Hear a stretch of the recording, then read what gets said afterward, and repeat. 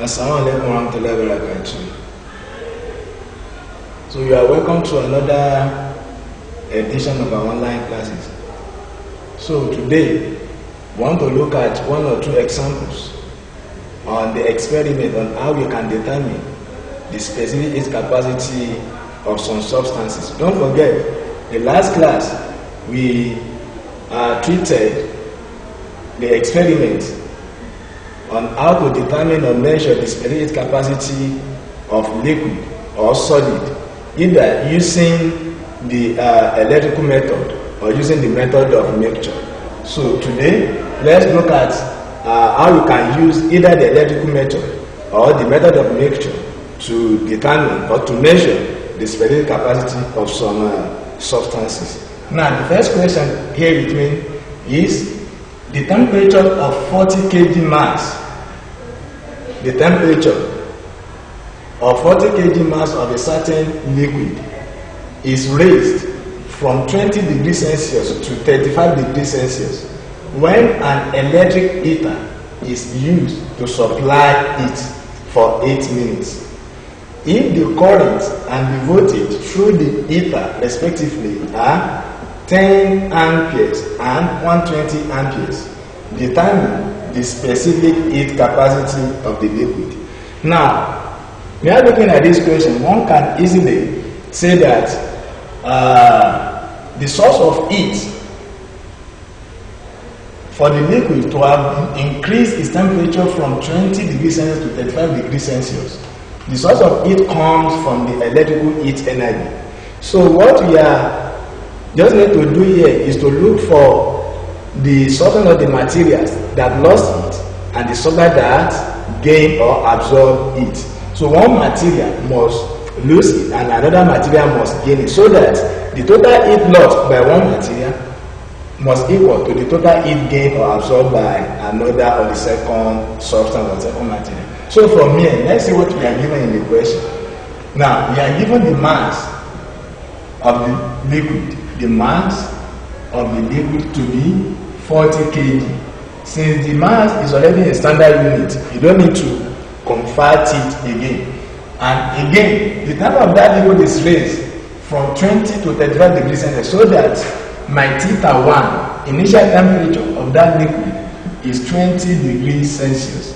And final temperature, which is θ2, is 35 degrees Celsius. I have my θ1 to be 20 degrees Celsius. Then I have my θ2 to be 35 degrees Celsius. So what else again we are given the equation? So we are still given the time through which the current flows through the electrical heater. So in this case, we are given the time to be 8 minutes. But because minute is now the SI unit of time, so we need to convert that 8 minutes to seconds. So we have 8 multiplied by 60 seconds.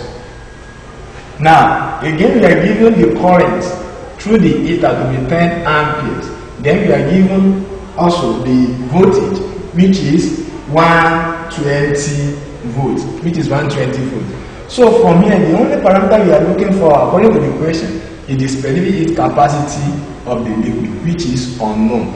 Now, since we've indicated the parameter we are given and the one we are not given, so we just say that therefore heat. Don't forget I said one material must lose heat, the other one must gain heat, so that the total heat lost by one material must equal the total heat gained by the second material. So which substance or which material lost heat here? You can look at the heat is being lost from the heater and the liquid would have gained heat. So the reason why we know that the liquid has gained is because the temperature of the liquid has been increased from 20 to 35 degrees. So heat supply or heat lost by heater will equals to heat gain. Heat gain by the liquid. Heat lost by the heater equal to heat gain by the liquid. So in this case, we calculate the heat lost by the heater, we also calculate the heat gained by the liquid, then we equate the two. So heat lost by heater is given as the electrical heat energy, which is IVT. This IVT can also be calculated using PT.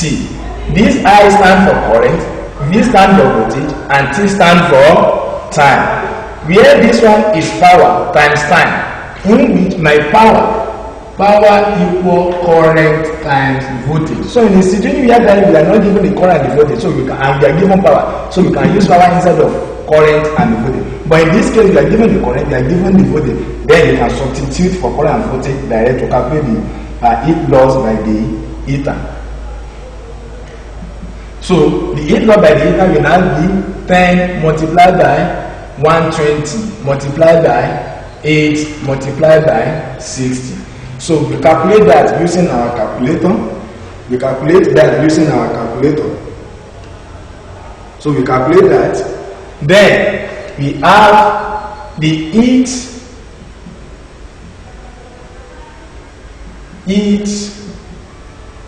gain by the liquid equal, that is, the heat gain by the liquid depends on some factors of the liquid. And what are those factors? The number one factor is that heat gain depends on the mass of the liquid. It also depends on the specific capacity of the liquid, and also depends on the change in temperature of the liquid. So in this case, the mass of the liquid is given to be 40. The specific capacity of the liquid is the one we are looking for.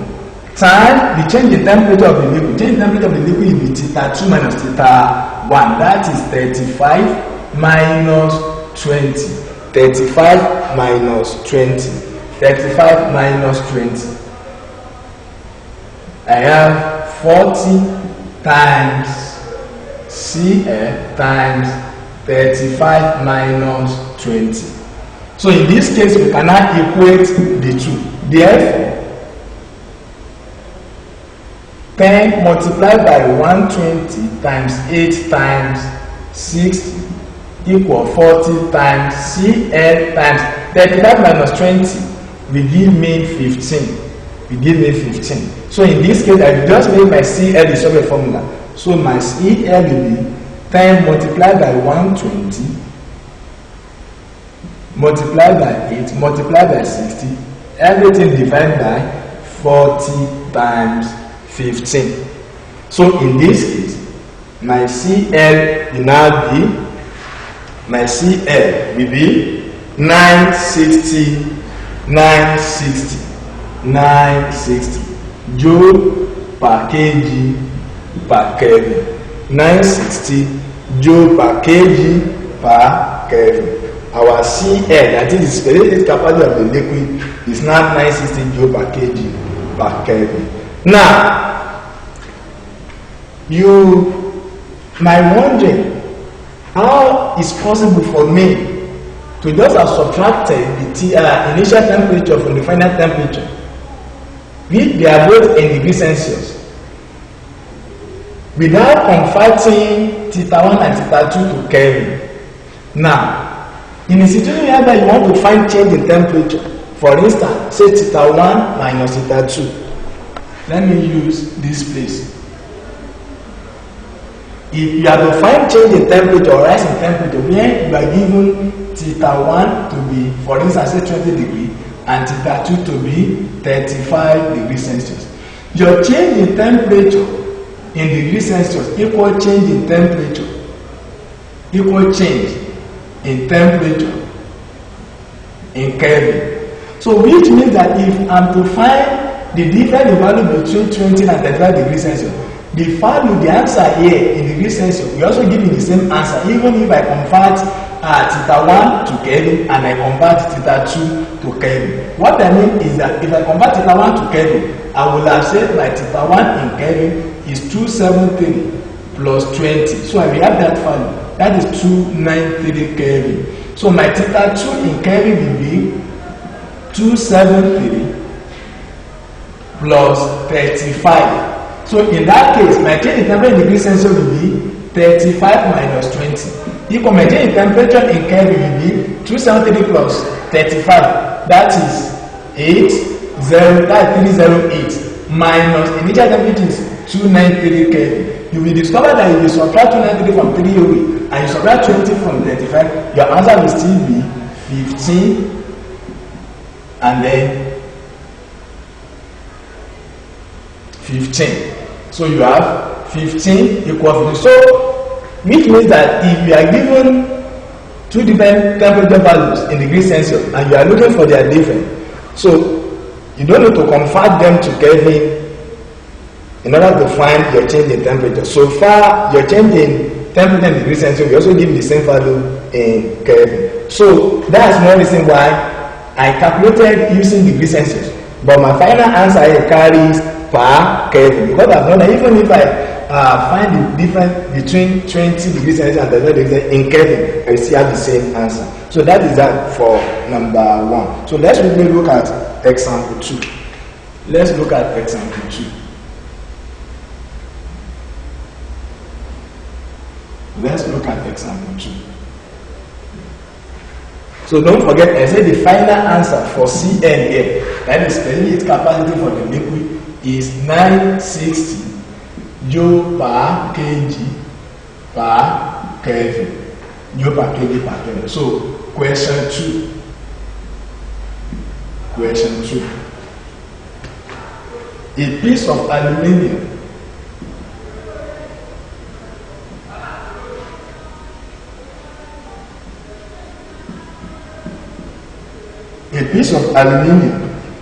block, a piece of aluminium block of mass 750 grams is heated to 980 degrees Celsius and then quickly transferred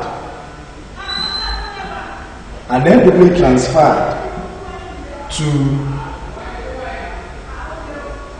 an aluminium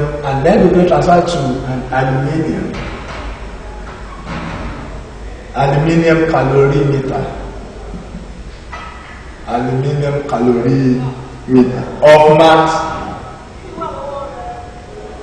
of mass 15 grams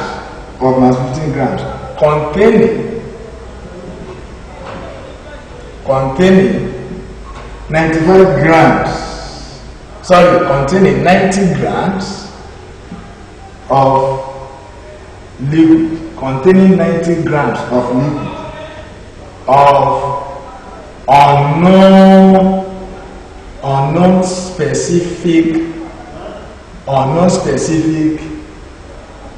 heat capacity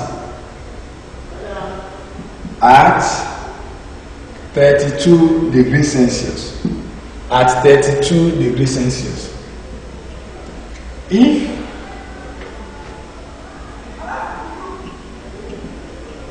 If the final temperature of the mixture is 48 degrees Celsius, calculate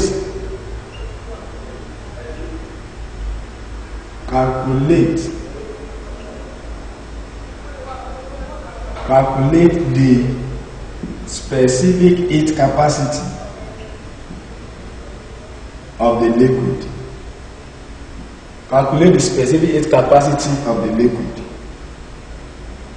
So we are given the specific heat capacity of aluminium to be 900 joule per kg, 900 joule per kg per Kelvin. So that is the specific heat capacity of the aluminium that we are given, 900 joule per kg per Kelvin.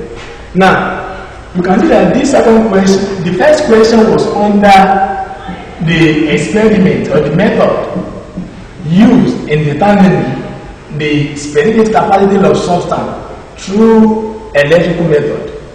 But seeing this second question, that is question 2, you can see that there is no involvement of any electricity or electrical heat energy source. What has happened here is that we have a hot aluminum block. That aluminum block is first heated to a temperature of 98 degrees Celsius. And this aluminum block is quickly transferred to a calorimeter. That's aluminum calorimeter. In the calorimeter, we have a certain mass of a liquid. And the mass of that liquid is 90 grams. So this hot metal block is transferred to this calorimeter containing the liquid. So what has happened is that by the time the hot metal block is transferred to that liquid, so the hot metal block will now supply or lose heat to the liquid. Thereby, the temperature of the liquid will have increased from its initial value to its final value. So we know that the heat lost by that hot metal block will be equal to the heat gain by the liquid. But according to the question, it's like not only the liquid that has absorbed or gained, even the calorimeter will also gain heat. Don't forget when I was explaining that aspect that anywhere you are using the method of mixture, you consider the whole materials that are involved in that process. Now, you look at the substance that is losing it, you look at the substance that is gaining it. There is tendency for us to have more than one substance gaining it at that particular point in time. So, once you've discovered the substance that, or the material that lost it and the material that gained it, so the total heat lost by one substance must equal to the total heat gained by all the remaining substance or the material. So, in this case, let's use that method of mixture to deal with this particular problem. Now, solution. So what are we given in the question? First, what are the parameters? And what are the parameters? We are given the mass of the aluminum block. That mass of the aluminum block, that let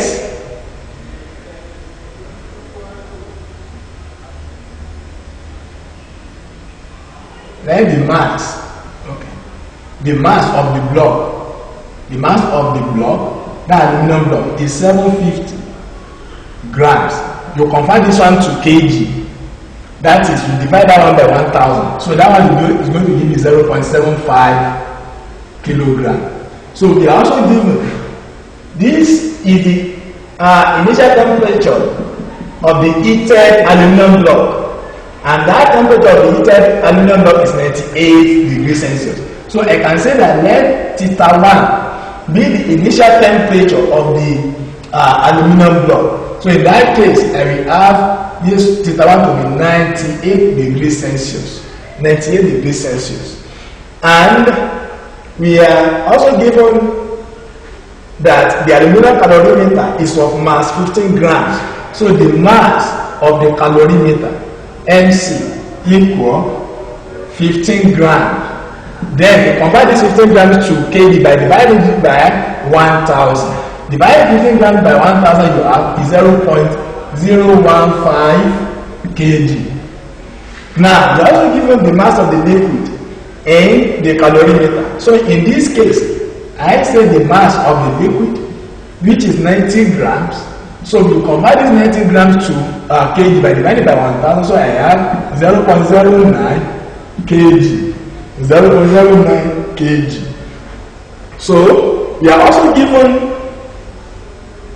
Now, we are told that the liquid is of unknown specific heat capacity, which means that let's see L be the specific heat capacity of the liquid, which is unknown. Then, we are also given that the initial temperature of the liquid and the aluminum calorimeter is 32, so that my θ2 to represent the initial temperature of the liquid and the aluminum calorimeter.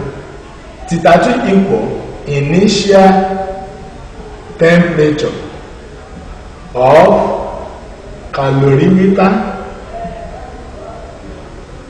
and the liquid. Initial temperature of the calorimeter and the liquid. Don't forget, my theta 1 is the initial temperature of the hot aluminum block. While my theta 2 is the initial temperature of the calorimeter and the liquid. So, our theta 3 is 48. Okay, sorry, the theta 2 is given to be 32 degrees Celsius, 32 degrees Celsius. Now, theta 3 will now be the temperature. That's the final temperature. Final temperature of the mixture. Final temperature of the mixture. And this final temperature of the mixture equal 48 degrees Celsius. Now, okay, we are also given the specific capacity of aluminium. That is, C of aluminium is 900 joule per kg per Kelvin. Now, you can see that we are having three major materials involved in this particular process or experiment. The first material is the aluminum block.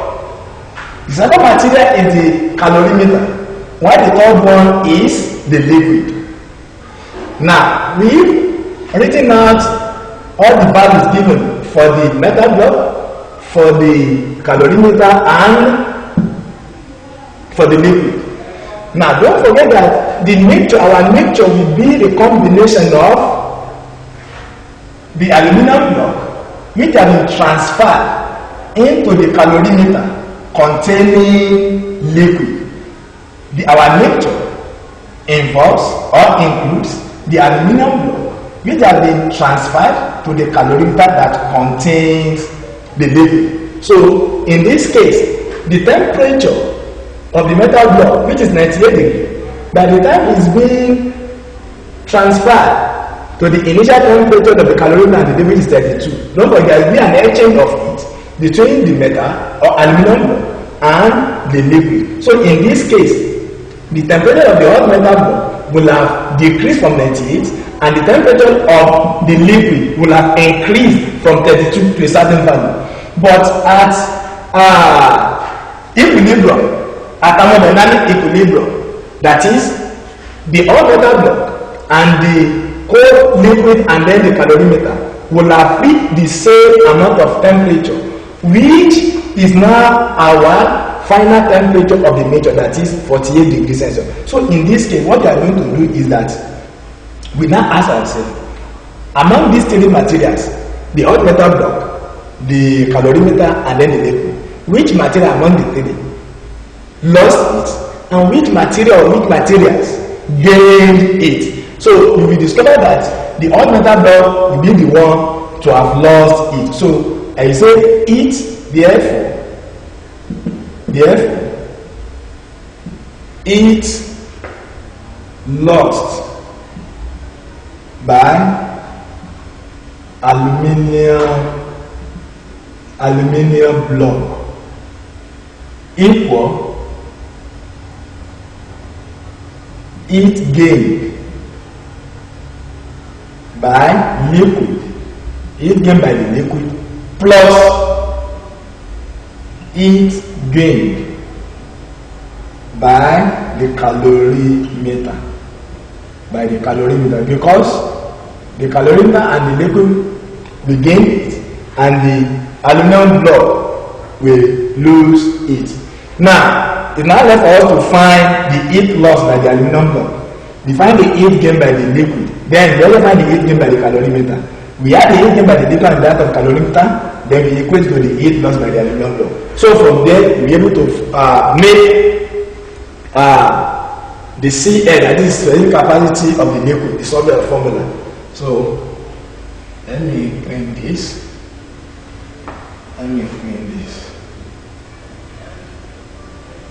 Now in this case,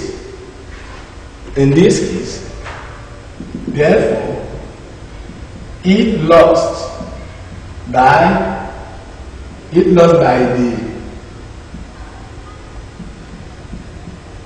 aluminium block equal That is, the heat loss by the aluminum will depend on the mass of the aluminum times specific capacity of the aluminum times change in temperature of the aluminum.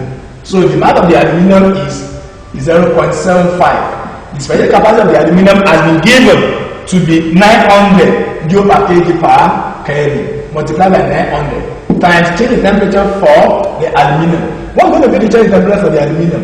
So we are having two different values of temperature, two different values for the temperature change for the aluminum block, which are theta1, that's the initial temperature. Let me even write it there. So 98 degrees is the initial temperature of aluminum block. Initial temperature of aluminum block. So the two temperature values for aluminum block are theta1 and theta3. So those are the two temperature values that affect the aluminum block, theta1 and theta3. So in this case, I will have theta3. Now, I'm supposed to have theta3 minus theta1, but in this case, my theta1 is greater than theta3. So I can write theta1 minus theta3. So substitute that. That is 0.75 times 900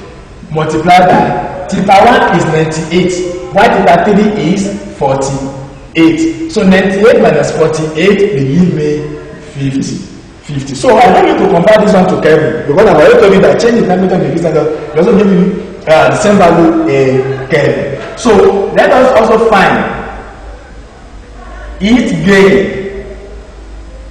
Heat gained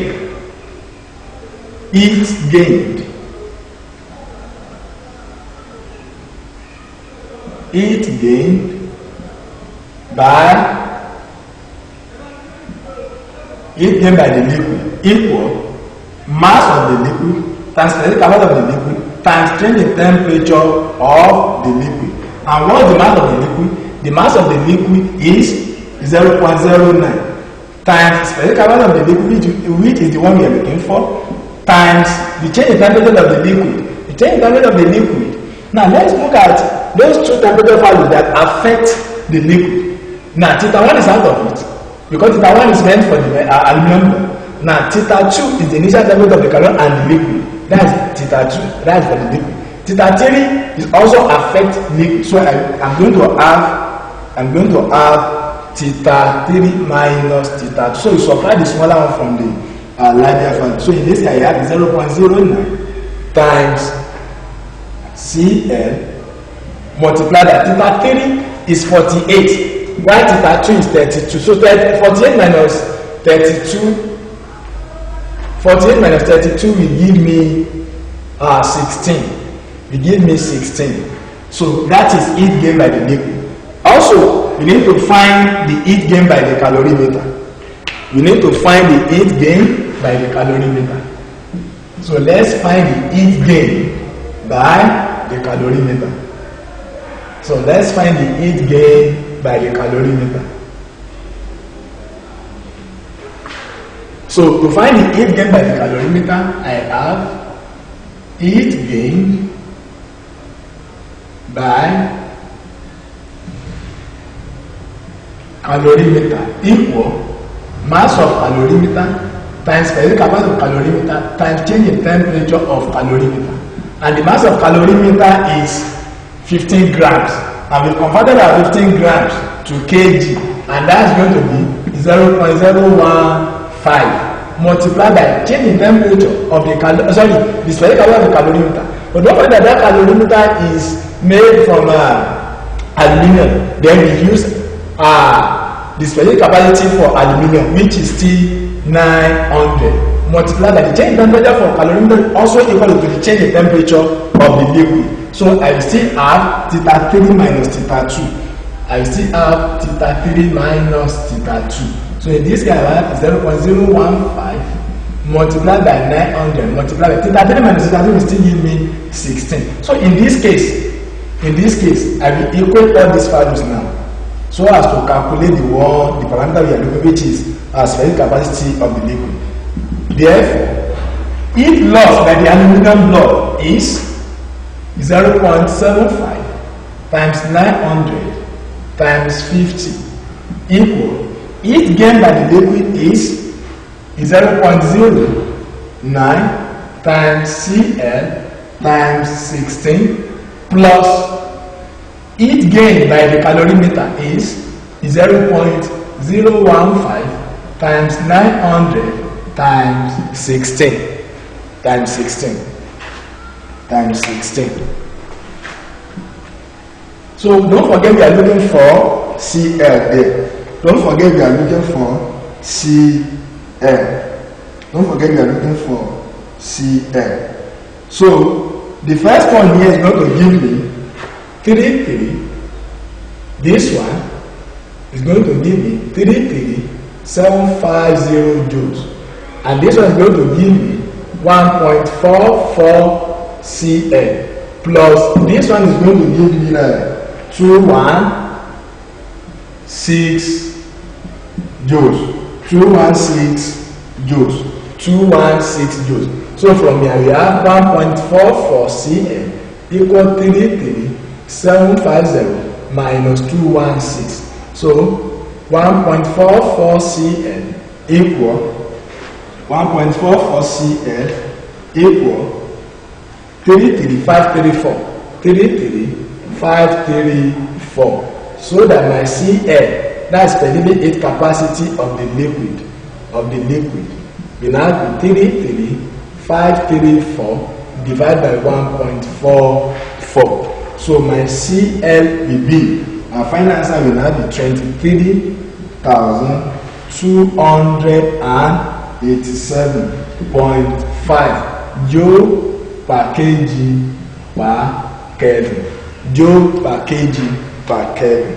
I think you've seen how you can calculate for the specific heat capacity through the electrical method. That is using the electrical method and using the method of mixture. Don't forget the first example is under the electrical method, while the second one is under the method of mixture.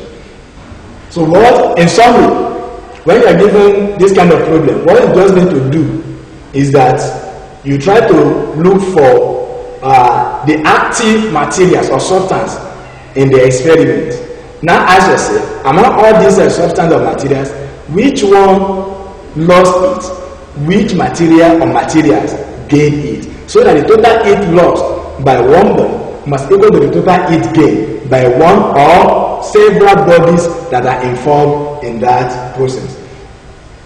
So this is where we are going to draw curtain for today's class. So next time we are still going to continue with the other aspect of this topic. Bye for now.